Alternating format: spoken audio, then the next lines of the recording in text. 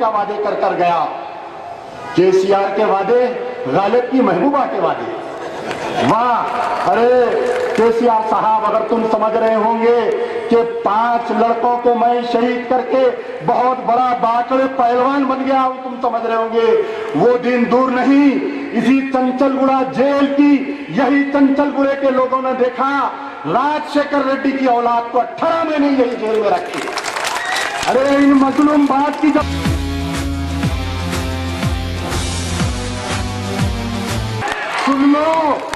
सुन लो अरे मकबरो, जाओ जाकर तुम्हारे वो हिजड़ों की फौज के कमांडर असदुद्दीन और अकबरुद्दीन से कहो कि ये जो जियो है तुम्हारा, ये जियो तुम्हारे मुंह पे तमाचा नहीं बल्कि पूरे हिंदुस्तान के मुसलमानों पर मुंह पे तमाचा है।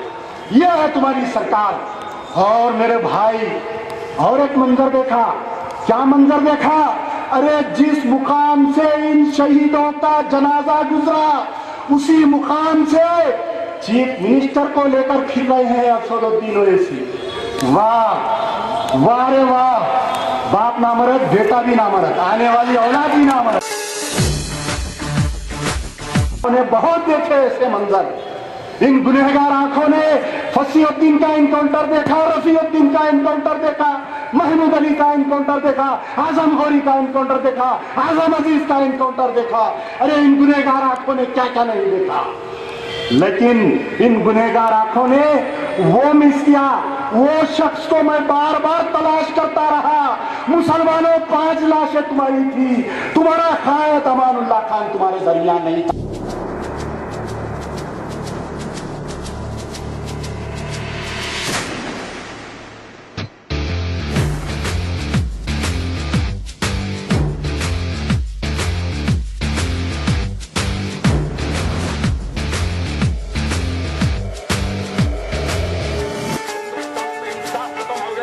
किसी मुल्क की तबाही के पीछे अगर जायजा लें तो उस मुल्क में जहां इंसाफ खत्म हो जाता है तो उस मुल्क का, उस माशरे का शिराजा भी खेल दिया जाता।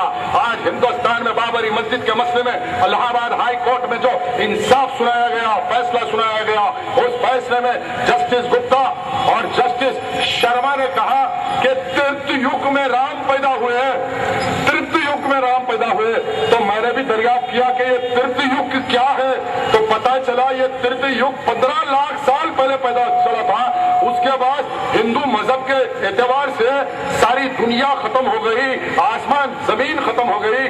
फिर उसके बाद कलयुग में हम हैं, तो 15 लाख साल पहले जब जमीन और आसमान खत्म हो गए तुम्हारे मजहब के एतबार से, तो फिर बाबरी मस्जिद के साहिबान में उसी जगह कहा राम जन्म हो, राम की पैदाइश हुई।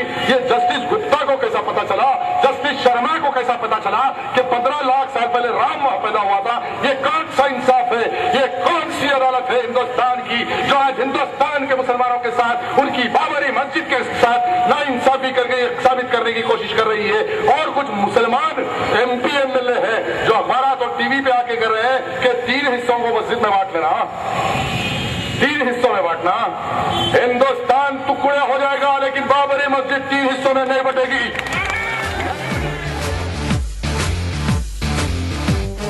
टाटा ने पुलिस गिरफ्तार की थी मुझको, पूछे कि बाबरी मस्जिद चाहिए, मैं बोला बाबरी मस्जिद नहीं, बाबरी मस्जिद के साथ बाबरी मस्जिद को जितने शहीद किए वो भी चाहिए मुझको, वो भी चाहिए मुझको। बाबरी मस्जिद तो मेरी है, आखिरी सांस तक कहूंगा बाबरी मस्जिद मेरी है। बाबरी मस्जिद को तोड़ने वाले भी चाहिए।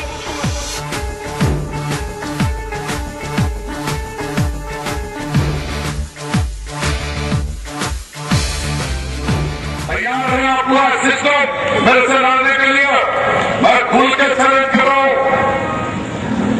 अभी कानून तहरीक का सोचे, अरे वहां से बदला था कोई नहीं,